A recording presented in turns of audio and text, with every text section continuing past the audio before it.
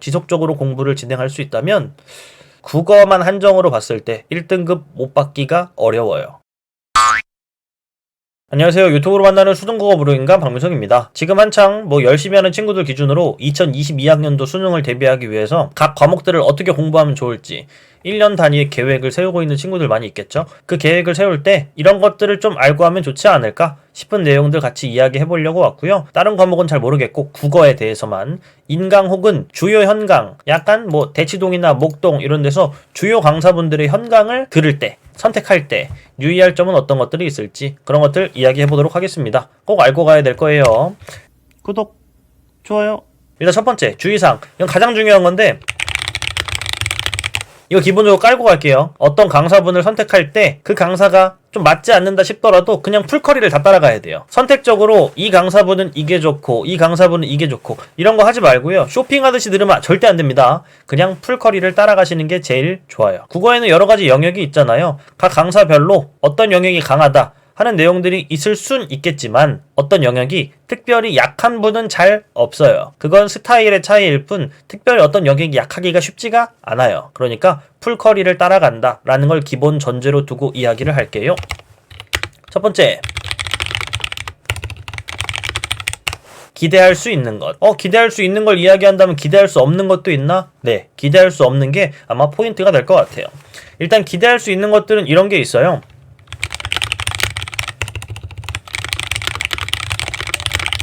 공부 습관 형성 및 지속적인 동기부여. 계속 공부할 수 있게 만들어 주잖아요. 열심히 했다는 전제 아래. 그리고 중간중간에 지속적인 동기부여가 되겠죠. 이 영상들을 보고 이것만 들으면 다 할 수 있어 라는 생각이 들든지, 아니면 그 영상 안에서 혹은 주요 수업에서 선생님들이 해주시는 말씀 들으면서 좀 더 열심히 해야겠다 이런 동기부여가 되든지 간에 지속적인 동기부여와 공부 습관 형성은 분명히 기대할 수 있을 거예요. 또 하나, 풍부한 자료를 획득할 수 있다. 공부를 계속할 수 있는 습관만 형성하고 동기부여만 해주는 게 아니라 실제로 할 수 있게 자료가 계속 주어지겠죠? 그 자료는 그 선생님들이 아예 생산해낸 그런 자료들이 대부분일 거기 때문에 그 강의를 들어야만 획득할 수 있는 자료들일 거예요. 혹은 인강은 해당 교재를 구입했을 때 가능한 일이겠죠?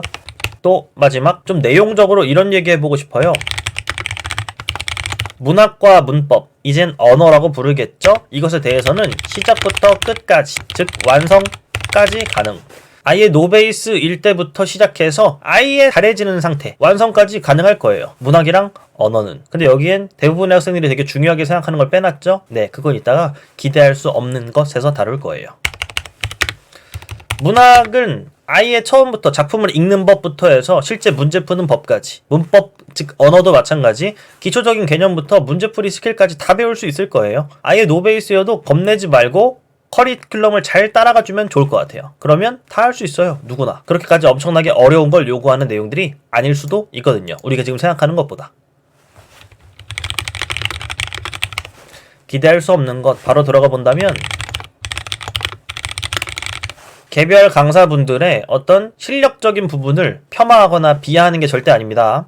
학생들의 마음가짐이 꽤나 중요하기 때문에 이런 말씀을 드리는 건데, 아무리 비문학을 엄청나게 잘 가르치는 분이 있더라도 학생이 이런 마인드면 굉장히 곤란하고 아예 실력을 올려줄 수조차 없어요. 어떤 마인드냐면, 당신 그렇게 유명하다며 내 비문학 성적 올려봐, 뜯어 고쳐봐, 완성해봐, 이런 마인드면 아예 저도 국어 강사지만 아예 손댈 수 있는 것조차 없어요. 할 수 있는 게 없다는 거죠. 비문학 독서 실력의 완성을 기대하지 마세요.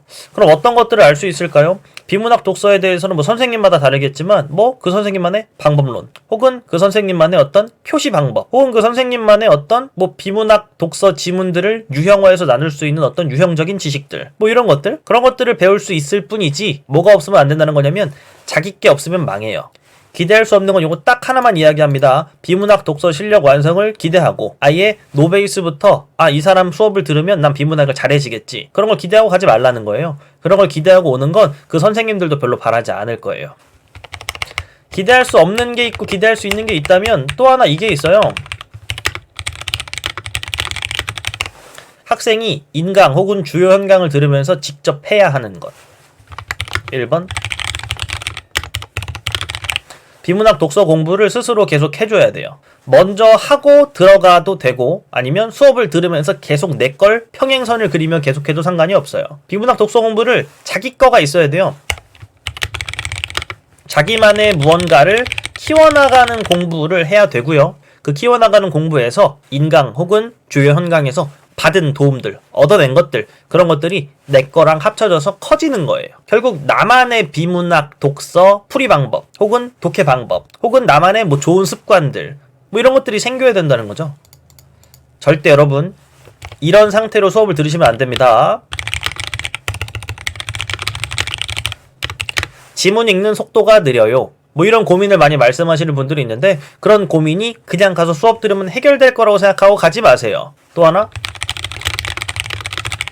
그냥 막연하게 독해력이 안 좋은 것 같아요. 저는 독해력이 좀 나쁜데 어떻게 하면 할 수 있을까요? 지문 읽는 속도가 느리고 독해력이 안 좋은데 가서 방법을 배운다? 아무것도 해결 안 돼요. 기본적인 어떤 독서 피지컬은 자기가 만들어야 하는 거예요. 연습으로 극복해야죠. 어쩔 수가 없다고요. 자기만의 독서 공부를 하겠다는 마음을 미리 가진 채 이걸 처음부터까지 완성해 주겠지 이런 기대를 접은 채 가야 얻을 수 있는 게 더 많아요. 그분들이 많은 걸 주실 거예요. 하지만 내 거랑 합쳐야지 절대 그분들 것만으로 내 걸 다 만들 수가 없어요.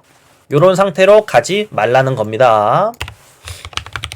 그럼 비문학 독서 공부는 뭘로 하나요? 약간 기출 책들 있잖아요. 저는 오늘 좀 특이한 책을 하나 추천할 거예요. 요 책 회사랑 저랑 아무 관련 없습니다. 저는 요게 뭐 기본적인 어떤 되게 담백해요. 그냥 기출 비문학들이 쭉 모여있는 건데 최근 연도부터 쭉 거슬러 올라가게 되어 있는 구성도 마음에 들었고 뭐 기본적인 디자인도 뭐 좋진 않지만 나쁘진 않았고 또 왼쪽에 지문 오른쪽에 문제에서 한쪽 안에 들어오게 편집 열심히 하신 것도 괜찮았어요. 그래서 저는 얘를 사서 보시는 게 어떨까.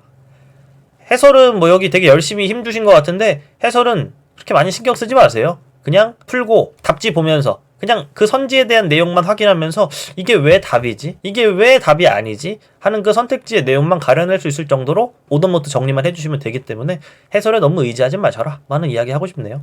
이거 말고도 뭐 매삼비 이런 거 해도 되고 혹은 뭐 밥 먹듯이 비문학 독서 이런 거 해도 되고요. 그냥 취향껏 비문학 기출 독서 책을 사서 계속 자기만의 공부를 인강이 이렇게 가면 내 공부는 이렇게 가서 이렇게 계속 가는 거예요. 그러다가 여기서 얻은 것들을 자꾸 주는 공부를 해주셔야 되는 거죠. 자기만의 공부가 지속되지 않으면 분명히 망할 겁니다.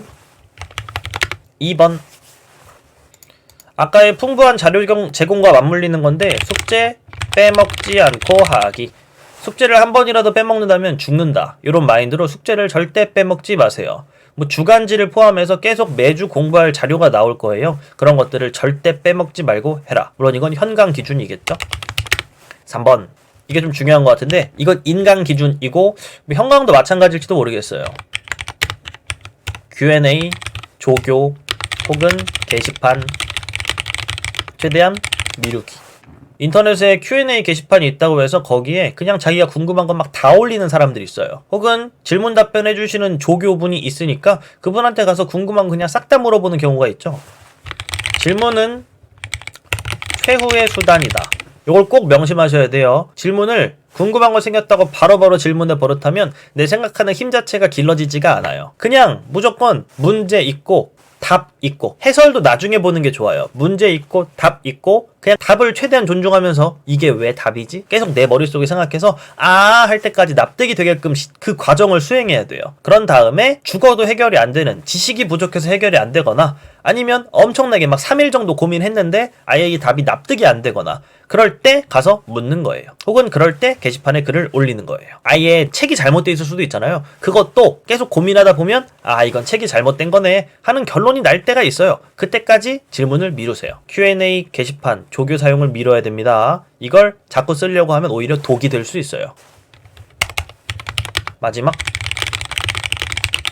나만의 공부 노트 만들기. 이건 얼마 전에 수능 95일 남았을 때 그때 한번 영상으로 이런 노트를 만드세요 하고 올린 적이 있는데 요건 어떤 노트를 만들어야 되는지 조금 더 자세하게 영상 찍어서 올리겠습니다. 이전 영상 보시길 원하시는 분들은 여기 위에 뜨게 해놓을 테니까 한번 보세요. 한번 보고 이런 노트를 꼭 만들면서 계속 이어지는 공부를 해야 효율이 엄청나게 높아집니다. 이 효율은 무시할 수 없을 만큼 엄청나게 높아지기 때문에 지금부터 해서 수능 보기 전까지 이 노트를 만들고 지속적으로 공부를 진행할 수 있다면 국어만 한정으로 봤을 때 1등급 못 받기가 어려워요. 나만의 공부 노트 만들기 이것까지 해주신다면 아마 엄청나게 효율 높게 인강 혹은 주요 현강을 이용할 수 있지 않을까 이런 생각이 드네요. 이것 이외에 뭐 인강 강사를 추천해주세요, 뭐 현강을 추천해주세요 이런 건 제가 할 수가 없습니다. 다 개인의 취향이고 뭐 저랑 아예 보는 시각이 다를 거기 때문에 그건 할 수가 없고, 뭐 저도 나름대로 유튜브에 계속 도움이 될 만한 실제 수업 영상들을 꾸준히 올릴 테니까 구독 눌러주시고 영상 계속 지켜봐 주시면서 공부에 조금이라도 더 도움 받으셨으면 좋겠습니다. 여기까지 해볼게요. 안녕.